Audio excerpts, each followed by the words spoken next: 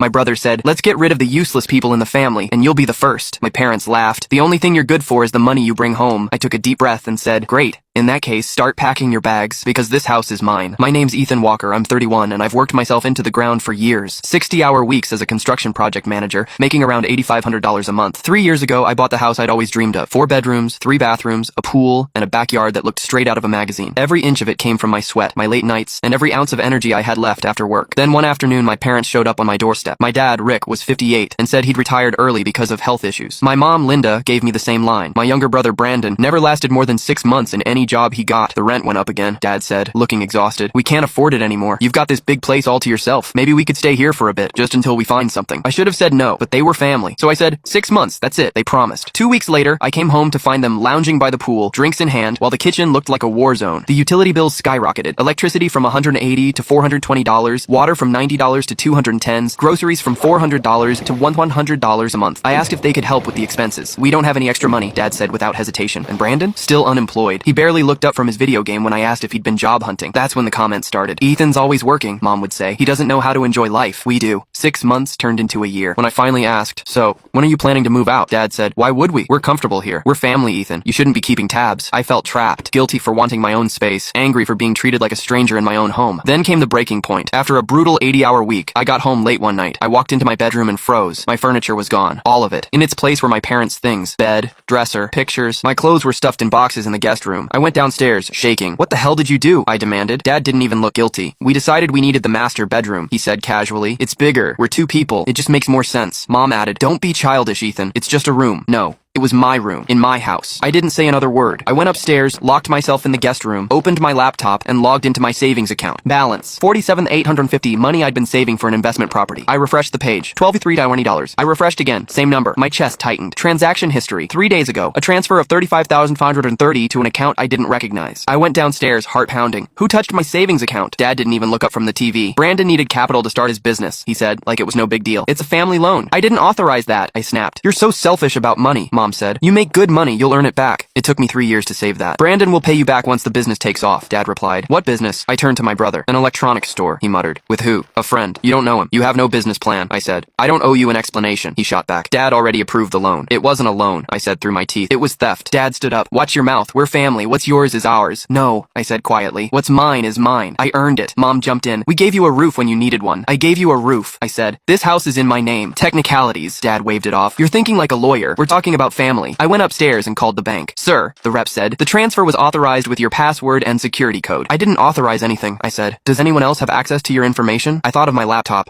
I always left it in the living room.